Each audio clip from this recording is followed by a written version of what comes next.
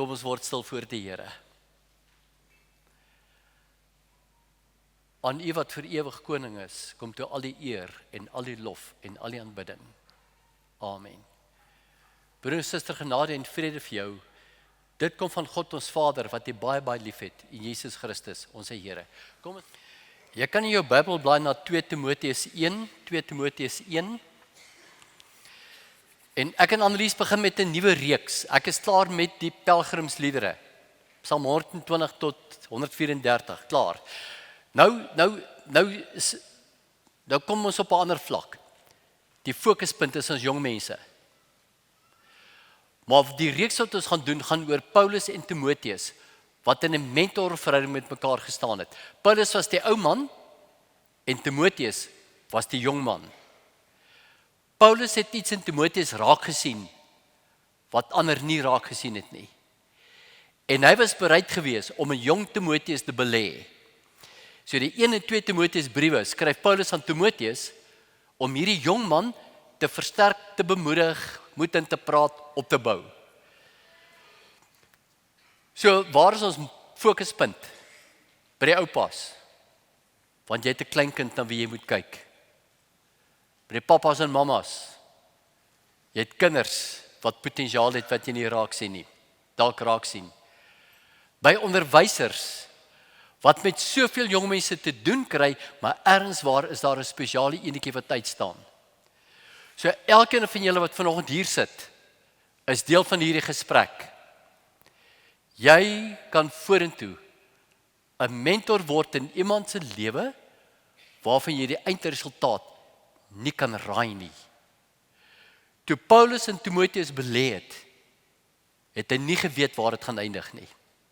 Maar hy het rustig maar net 'n jong Timoteus bly belê en uiteindelik het hy een van die grootste leiers in die kerk geword. Die verhaal van jong Timoteus gaan terug na Handelinge 14 toe. So in Handelinge 14 kom Paulus en Barnabas in Lystra aan. En terwyl hulle in die stad instap, toe sit daar 'n bekrepelde man. En Paulus en Barnabas bid vir hierdie ou en onmiddellik staan hy op en hier stap hy. Stap in die stad in en almal sien hierdie krepelde man wat stap. In die stad, net buite die stad, was 'n reuse tempel vir Zeus gebou gewees. So toe hulle sien hier stap hierdie jong man of hierdie krepelde man en hier kom Paulus en Barnabas ook saam met hom ingemarseer, toe dag hulle, dis die gode wat mens geword het. So vir Paulus en Barnabas het hulle Zeus en Hermes genoem. En onmiddellik het die Zeuspriester daar opgedaag met bulle en kalvers en allerlei tipe van goed en hulle wou toe slag en offer aan Paulus want hulle het geglo dis die gode. So Paulus het daar sy kleed geskeur en gesê nee, ek is gewone mense soos julle. So wat sê toe hierdie priester? Handelinge 14 vers 11. Nou moet jy fyn luister. Die gode het soos mense geword en het na ons toe afgekom. Die gode het soos mense geword en na ons toe afgekom. Timoteus en sy familie kom uit die stad uit. Hulle sien wat hier gebeur. Sy pa was 'n Griek en sy ma 'n Jodin. So hierdie ou het in 2 huise groot geword. Die huis van sy pa wat in die Griekse mitologie geglo het en sy ma 'n Jodin. So gereeld sou sy pa vir hom sê, ons glo in die gode van die Grieke. Ons glo in Zeus. Ons glo in Hermes. En so het hierdie jong man groot geword. Maar aan die ander kant weer, het sy ma hom geleer uit die Ou Testamentiese pakkette, van die Joodse geloof en die wette en van Moses. So word hierdie jong man groot as 'n Griek en 'n Jood. Maar ergens langs die pad moes hy 'n gelowige geword het. So toe Paulus en Barnabas later terugkom op die tweede sendingreis of op die volgende sendingreis, toe kom hulle weer in Lystra aan. En nou staan in Handelinge 16 volgende geskrywe. Paulus het in Derbe aangekom en daarna in Lystra. Nou dis waar die wonderwerk plaasgevind het. Daar was 'n gelowige met die naam Timoteus. Sy ma ook 'n gelowige, was 'n Joodse vrou en sy pa 'n Griek. Die gelowiges in Lystra en Ikonium het net goed van hom gepraat. En so het Paulus besluit om hierdie jongman saam te vat op sy sendingreise. En so begin daar 'n wonderlike verhouding tussen Paulus en jong Timoteus. En mettertyd kom Paulus en dan stel hy vir Timoteus aan, hy waag met hierdie jongman. Hy gee vir hom 'n baie groot pos. Een van die grootste gemeentes in antieke tye was Efese. Daar het groot en ryk en sterk manne gebly. Dit was 'n fantastiese gemeente gewees en Paulus het besluit, ek los jong Timoteus in Efese. Hy beroep 'n proponent na Efese. En daar gebeur 'n paar goed in Efese. 1 Timoteus 4 vers 12. Niemand mag op jou neersien omdat jy jonk is. Niemand mag op jou neersien omdat jy jonk is. So die mense het gedink, hierdie ouetjie gaan dit nie maak nie. Hulle het nie sy gesag aanvaar nie. Hulle het op hom neergekyk. Toe gebeur die tragedie. Hierdie jong man krak. Hy breek. Dan skryf Paulus aan hom briewe om hom te versterk. 2 Timoteus 1 vers 5. Ek dink ook aan jou opregte geloof. Dieselfde geloof wat ook in jou ouma Louise en in jou ma Eunice was en wat daarvan is ek oortuig ook in jou is. Ek dink aan jou opregte geloof. Om hierdie rede herinner ek jou daaraan dat jy die genadegawe wat God jou gegee het, toe ek jou die hande opgelê het, soos 'n vuur weer moet aanblaas. So hy sê, ek het soortyd dieselfde geloof wat in jou ouma was, en in jou ma is ook in jou, so hy praat oor sy geloof, dan praat hy oor sy talente. Hy sê, jy moet jou talente weer aanblaas soos 'n vuur. Vers 7.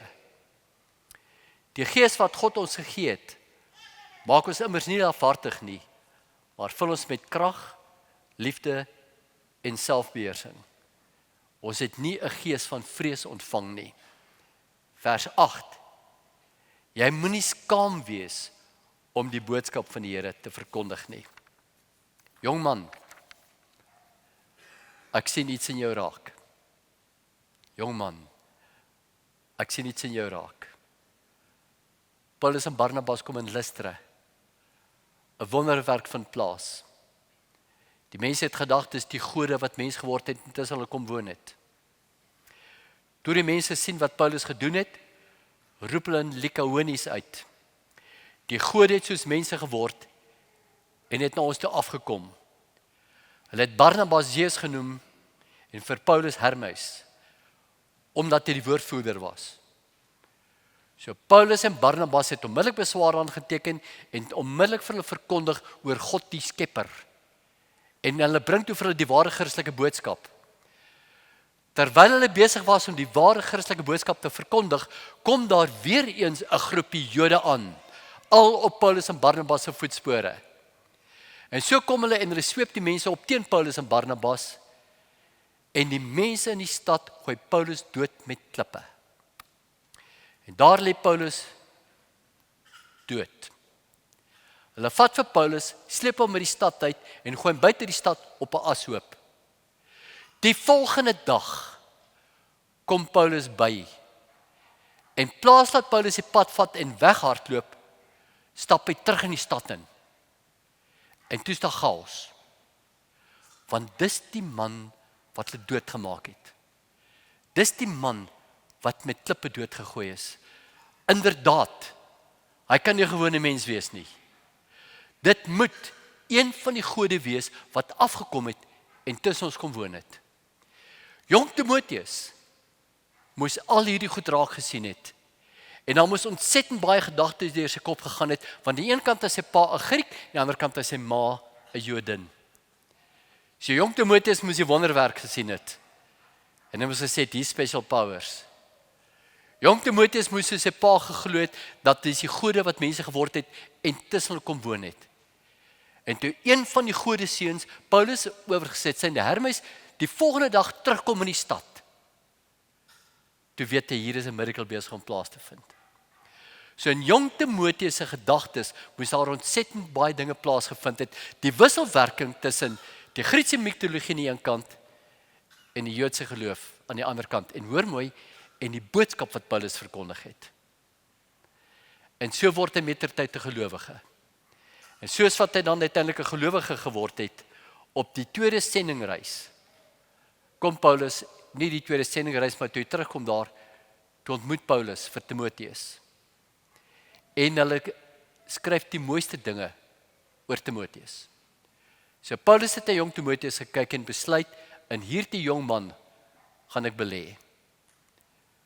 So kom daar 'n fantastiese verhouding tussen 'n jong man en 'n ou man. Hoor mooi vanoggend vir my. Ook jy gaan in die toekoms hierdie pad moet loop met 'n jonger dame, 'n jonger man. Ek en jy gaan met belê in die generasie wat op pad is. My en jou generasie sterf uit. Ons gaan nie vir ewig hier wees nie. Jy gaan vir iemand die aflosstokkie moet gee. En iemand gaan jou legacy, jou program, jou lewenswyse vorentoe moet vat.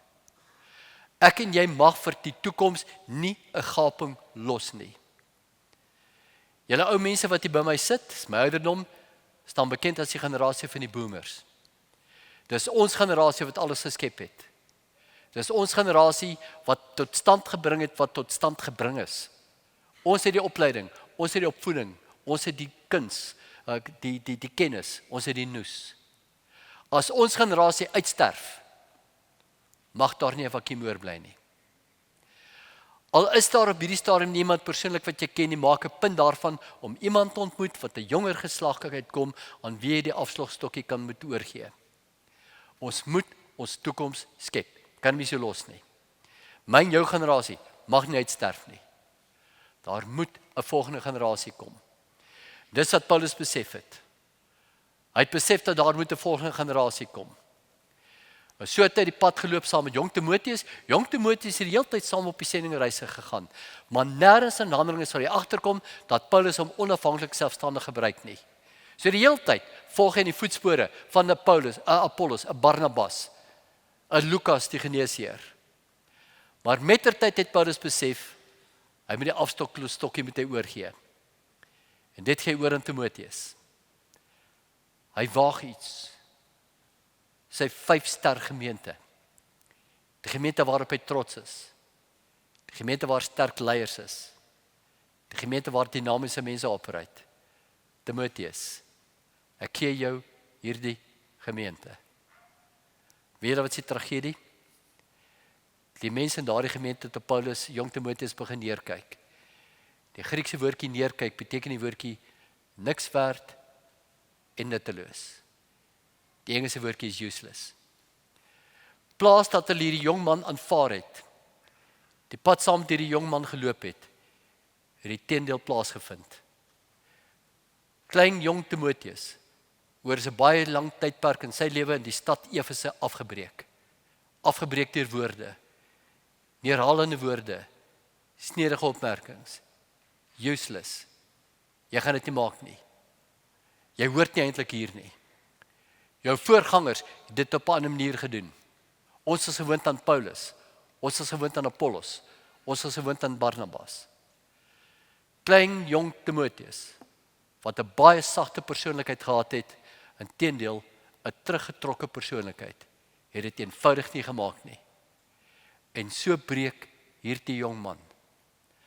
As Paulus hierdie jong man hier gelos het, sou hy op die ashoop gesterf het en verdwyn het van die geskiedenis van die wêreld. Niemand sou geweet het van Timoteus as Paulus hom hier gelos het. Jong mense, verstaan jy die druk waaronder jy lewe? Jy moet leer, jy moet swat, jy moet presteer. Jy moet jou beste gee. Daar's konstante druk wat op jou gesit word. Die groot vraag is, hoe hanteer jy die druk? Wat is jou pad met jou toekoms? Baie van ons jong mense voel dat hulle dit nie kan maak nie, verdwyn langs die pad. Hier in die 1990s, baie jare gelede, was ek een van die opleiers gewees by 'n groep bekend by die naam van C-Kruis.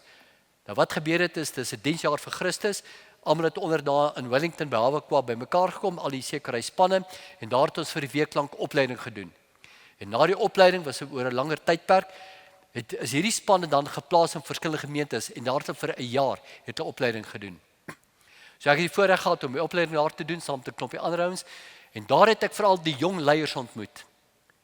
So, in die tydperk ontmoet ek 'n jong, dinamiese man met sy span. Maar die jong man het ongelooflike indruk op my gemaak. So die hele tyd as ek met Erika gepraat het, wat die hoof was van al hierdie ouens, dan vra ek, hoe gaan dit met hierdie ouens? Nee, baie goed. Maar hierdie span is in 'n gemeente geplaas waar hulle baie swaar kry. Met elke inisiatief wat hulle begin het, is hulle gekelder. Elke voorstel wat hulle gedoen het, is hulle uitgeskiet. So die jong mense wou in daai gemeente net 'n ander dinamika bring. En hulle het nie geslaag nie. 'n Jaar later is ek terug op Hawequa, terug by C-Kruis. Praat met Erika. Wat het van hierdie persoon geword? Toe sê sy, ernst? Tragies. Hy het gekrak, hy het sy geloof in die kerk verloor, hy het sy godsdienst verloor. Ons weet nie waar hy is nie. Hy het verdwyn. Verstaan jy wat gebeur onder druk? Om in die kerk te staan en in die kerk te werk, kan soms die wreedste plek wees. Want dis waar mense se tong ongebreideld is. Dis waar jy dink jy die voorreg het om opmerkings te maak wat jy daar buite nie sou gewaag het nie, want hulle sou vir jou met 'n baseballbat bygekom het. Maar nie in die kerk nie. Hier moet ons geduldig wees, ons moet vroom bly, maar hier kan ek sê wat ek wil. Dis wat met arme Timoteus gebeur het. So wat het teen hom getel? Sy ouderdom. Timoteus was 'n baie jong man, nie 'n tiener nie, vermoedelik so in sy laat 20s, vroeg 30s. Efese was 'n sterk gevestigde gemeente. Sy ouderdom het teen hom getel. Hulle het net eenvoudig gesê, hierdie man is te jonk, hy kan ons nie lei nie, hy gaan dit nie maak nie. So moes jy al gehoor het wat die toekoms van Wonderpark betref, dat ons 'n proponent gaan beroep. Dan hoor ek die fluistertonge sê, nee, proponent gaan dit nie hier maak nie, ons moet nie 'n proponent hierna te beroep nie.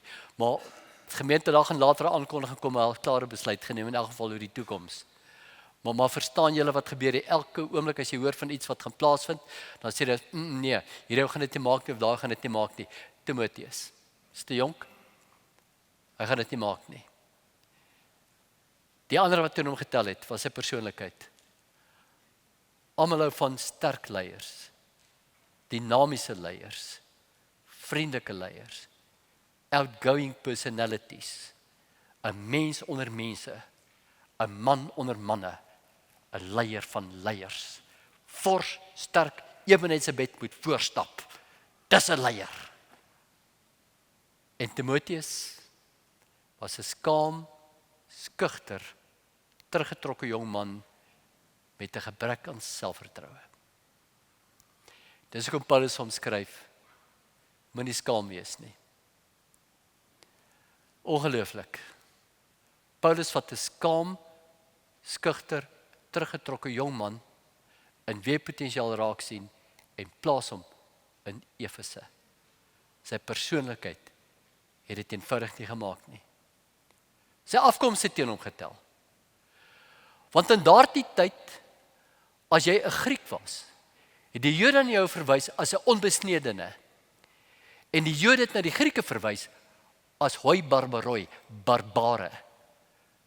So dis die skelwoorde wat tussen hierdie twee groepe rondgehardloop het. Die Jode het vir die Grieke gesê, julle is onbesnedenes, die Griek het vir die Jode gesê, barbare, hoi barbaroi. Ek en Annelies en haar broer en haar neef het middag vir 'n bietjie saam gesit en kuier geëet, en haar neefie het 'n Engelse van, Bisset. Nou vertel hulle daar in die 1940s, toe die Bisset familie daar in Hendrina aangetrek het, is die pa nie toegelaat om tussen Afrikaners te sit nie. Hy moes op 'n ander plek sit en kuier, want hy's 'n Engelsman. So in die 1940s, en toe ek en Annelies op 'n stadium daar deurgery, toe sy my gewys het, die bly daai familie, en die bly daai familie, toe sê sy vir my, daar bly die joiners, en daar bly daai ouens, toe weet ek, hierdie kategorie werk tog baie goed. Hierdie plek moet jy nie sê, jy is 'n Duitser nie, want jy is in die moeilikheid. Verstaan jy, as ek vir jou sê, Afrikaner Engelsman, Joiner Engelsman. Onmiddellik word daar 'n lyn getrek. En Timoteus, sy pa se Griek en sy ma 'n Jodin. 'n Huwelik wat in die antieke tyd nooit mag plaasgevind het nie. Toe ek aan Brits groot geword het, was een van die groot skandale geweest toe 'n NG Kerk jong man met 'n hervormde kerk jong meisie getrou het. En daar was 'n ander huwelik geweest tussen 'n hervormde kerk en 'n AGS kerk lidmaat. Dit mag nie gebeur het nie. Jy trou met mense uit jou eie kerk, jou eie politieke party, jou eie agtergrond uit, maar jy trou nie oor en weer nie. Kyk, daar het ons op die mense neergekyk oor hierdie huwelik is 'n lang wolwevlei uitgehaal van hierdie kite gaan nie vlieg nie. Timoteus se afkoms het teen hom getel. Die grootste tragedie, sy voorgangers. Apollos was een van die mees dinamiese sprekers van sy tyd. Ons lees in Handelinge 17 en Handelinge 18 dat hy die Jode kragtig in die openbaar weerlê het dat Jesus Christus die Here is. Apollos was net 'n fenominale spreker. En in Handelinge 18 en Handelinge 19 kom in Efese aan en Apollos draai daai hele totale gemeente om. Daarna kom Paulus daaraan. Paulus was die slimste mens van sy tyd. En dan jong Timoteus. Jong Timoteus het dit nie gemaak nie. Die mense in Efese het niks van hom gedink en het hom letterlik met minagting behandel. Die jong man het sy selfvertroue verloor en het geglo dat hy niks werd is en vir niemand iets kan beteken. Baie slegte punt om te bereik. Ek is niks werd. Ek kan vir niemand iets beteken. Ek wil jy met vir 'n oomblik dink aan hierdie woordjie. Voel jy soms so dat jy niks werd is en dat jy niks vir iemand kan beteken? En hoeveel mense se lewens het jy die afgelope maand 'n verskil gemaak? Wat jy gevoel het, ek was iets werd in iemand anders se lewe. Dis die gevoel wat ek en jy nie wil hê nie. Dat ek niks werd is en niks vir niemand beteken. Jy wil op daai plek kom in jou lewe nie. Dis wat Timoteus beland het. Niks werd, beteken vir niemand iets. Ek hoef net sowel nie in Efese te gewees het nie. So in die volgende 5 kort punte gaan ek vir jou verduidelik wat Paulus gedoen het met hierdie jong man. Hoe sou jy Timoteus aangemoedig het? Wat sou jy vir Timoteus gesê het? As jy vir Timoteus 'n brief sou geskryf het, wat sou jy vir Timoteus gesê het? Sou jy vir Timoteus gesê het, bad luck, ek kon trek jou uit Efese uit, ek gaan jou op 'n ander plek aanwend?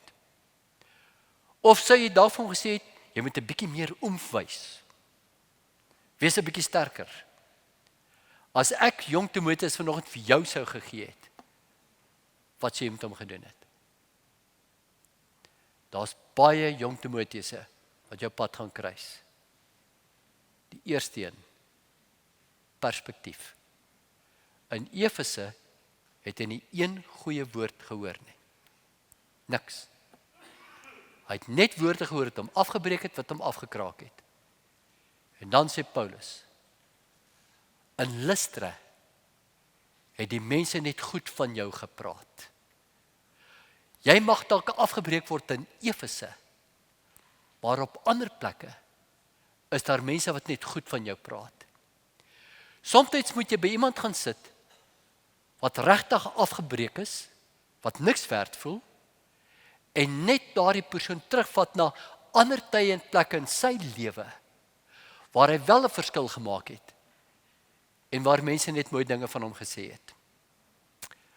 Wanneer laas het iemand iets moois van jou gesê? Wanneer laas het iemand sommer net jou so op die ruggie geklop en gesê, jy's chap? Wanneer laas het jy vir iemand iets moois gesê? Iets goeds gesê? 'n Kompliment gegee? Sommer net 'n drukkie? En gesê, ons praat goed van jou. Ek en jy gaan 'n kultuur moet skep om net goed te praat van ander mense. As jy nie goed van iemand anders kan praat nie, bly stil. Sê liewers niks. As jy in jou geselskap bevind en ander mense word afgebreek in die geselskap, draai net daai geselskap om. Jy hoef nie iets anders te sê nie, maar draai hom net om. Want oral waar ek en jy beweeg op hierdie stadium, word mense in kommunikasie afgebreek deur afbreekende woorde. Kom ek en jy leer om goed met mekaar te praat, om komplimente te gee. Die tweede, Paulus skryf 2 keer in sy 2 briewe. Aan Timoteus, my eie kind in die geloof. Aan Timoteus, my geliefde seun. Paulus sê vir hom, Timoteus, miskien is die mense in Efese nie baie lief vir jou nie. Maar kom ek sê vir jou, ek, Paulus, is baie lief vir jou. Jy is my geliefde seun, jy is my kind in die geloof.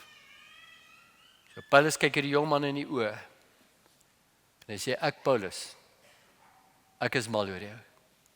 Ek is lief vir jou. Ek sit in die tronk, jy sit in die Efese. Ek is lief vir jou. Verlede week was het baie mooi geweest, toe Antoinette gespeel het, en die mense het van klavier gespeel, hande geklap, klompie mense het afkondigings gemaak, en almal het hande geklap. Ek het klaar gepreek, toe kry ek vir Thys aan die ander kant, toe sê ek vir Thys, weet jy wat, almal het vandag hande klap gekry, maar ek mis hande klap, ek het nie vandag gekry nie, toe sê Thys, my kry vir jou suikstok, en dan voel jy beter.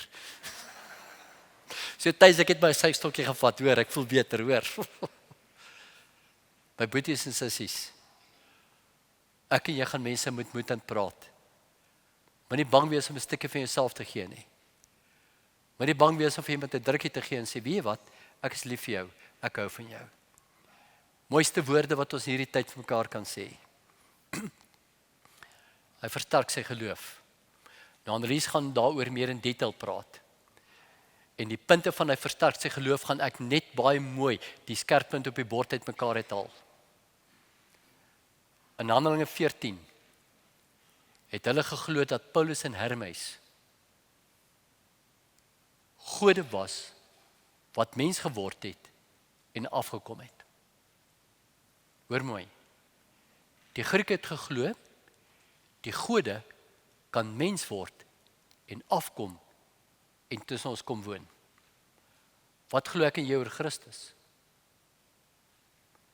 Dat hy die seun van God is, soos hierdie 2 gode, die seuns van die gode, dat die seun van God mens geword het, afgekom het, en tussen ons kom woon het.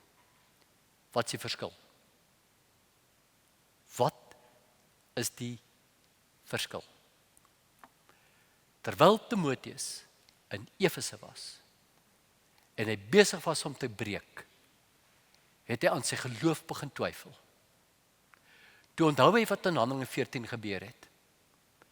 'n Kreppelman wat loop, onthou wat hulle gesê het, dat hierdie 2 mense is gode wat mens geword het, maar dan onthou hy, dat Paulus die volgende dag uit die dood het opstaan tussen aanhalingstekens en terugkom in die stad.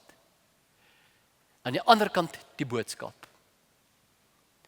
So Timoteus moes die Christelike boodskap en die Griekse mitologie uitmekaar uithaal.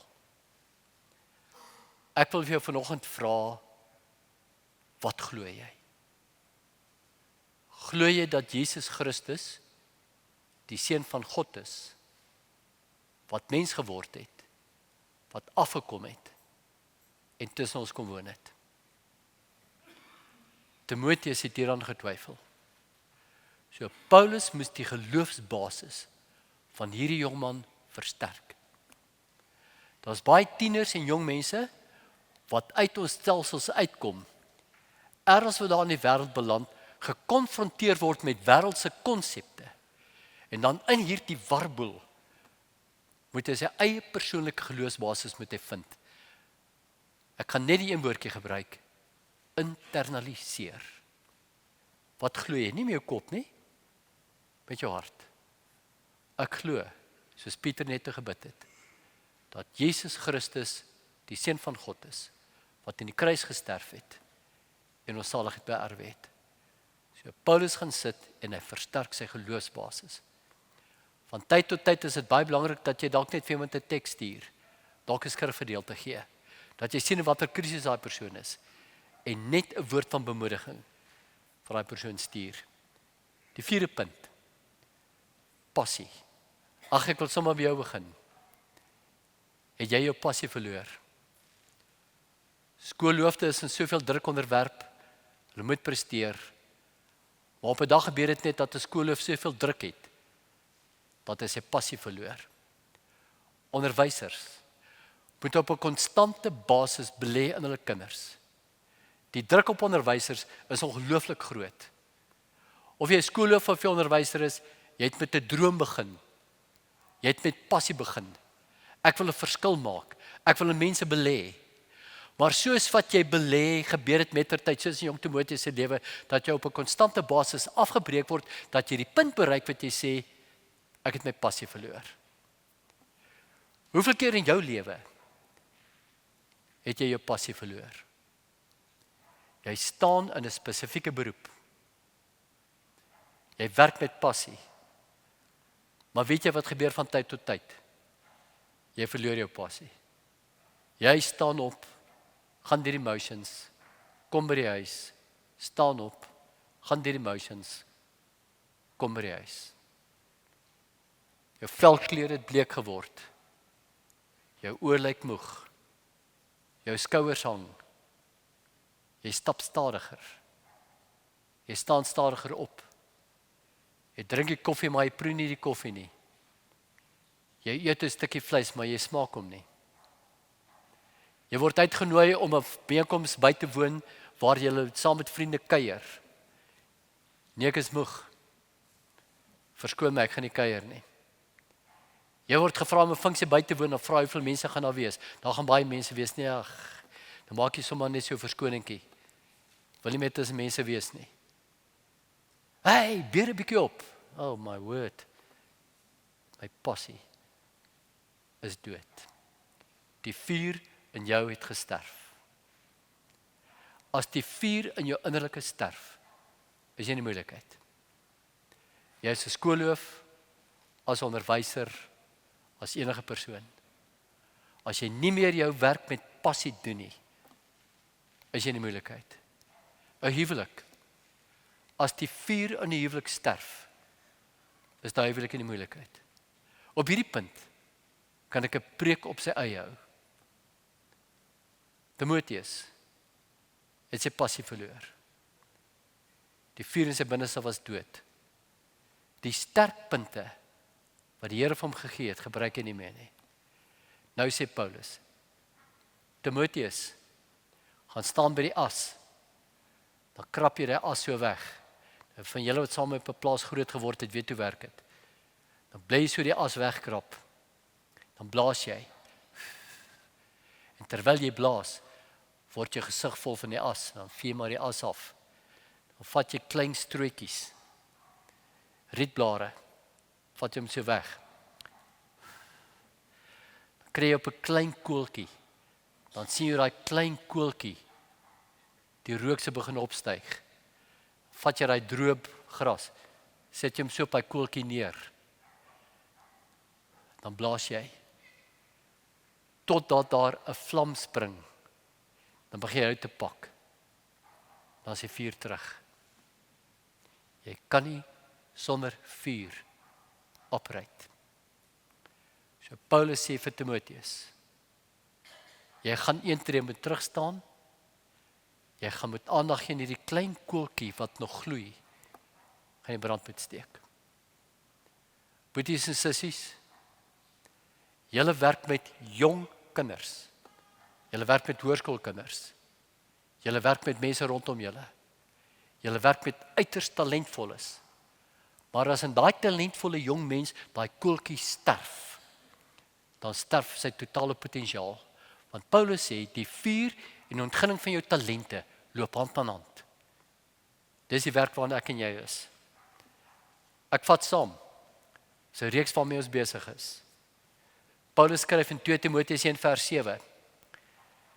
Die Gees wat God ons gegee het, maak ons immers nie lafhartig nie, maar vul ons met krag, liefde en selfbeheersing. Daaroor gaan ons later praat. Dis die 3 woorde wat jy nodig het. 'n Gees van krag, selfbeheersing en liefde. Dis hoe ons sterk operate. Ek vat saam. Paulus het iets in Timoteus raak gesien. 'n Skaam, skugter jong man word 'n begaafde legende in God se koninkryk. Toe Paulus hierdie brief geskryf het, was hy in Rome in die tronk.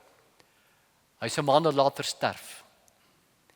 En Paulus Timoteus word in die Napoleoniese era die leier in die kerk. Timoteus was een van die min mense by Paulus se sterfbed. Toe Paulus sy brief skryf, toe sê hy, ek is alleen. Kom so vinnig as moontlik na my toe, want die dood staan voor die deur. Wie wou Paulus by sy sterfbed gehad het? Timoteus. Hy het 'n reuse vriendekring gehad. Hy wil vir Timoteus daar gehad het. Ek vra 'n persoonlike vraag. Wie moet by jou sterfbed wees? Dink aan 'n naam in jou kop. Wie moet by jou sterfbed wees? Die mees spesiale persoon jou lewe.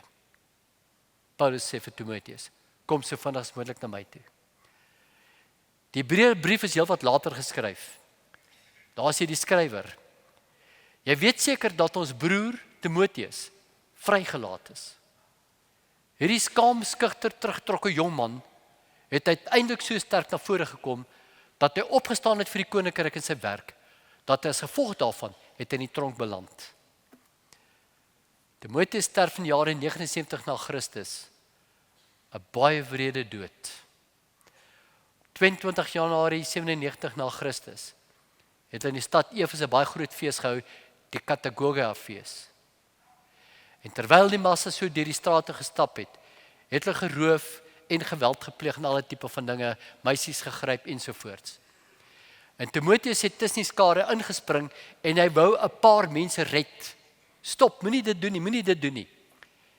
Die massas het hom gegryp en hom doodgeslaan. Het die skaam, skugter, teruggetrokke jong man sterf in jare 97 na Christus, baie wrede dood. Timoteus word een van die leiers in die kerk. Ek sluit af. Polykrates, wat later biskop geword het in Efese, skryf die volgende: St. Timothy's courage was to become contagious as many martyrs were to follow in his example throughout Christianity. Sien jy daar? St. Timothy's courage. Die skaam, teruggetrokke jong man word die rolmodel van martelaarskap. His courage did not show fear, for God has given us not a spirit of fear, but of power, of love, and a sound mind. Amen. In wie gaan jy belê? Wie gaan jy mentor? Jy weet nie waar dit gaan eindig nie. Paulus het nie geweet waar die pad met Timoteus gaan eindig, want in hierdie tyd was hy lankal dood. Hy het een van die leiers in die kerk geword. Ek gee geleentheid vir stil gebed.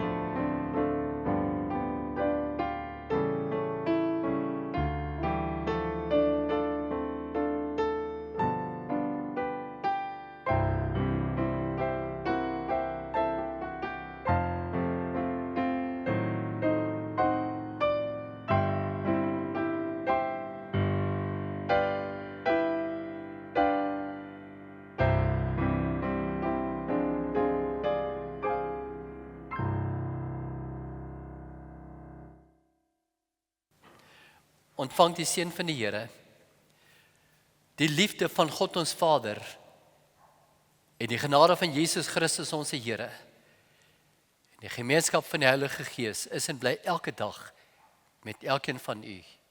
Amen.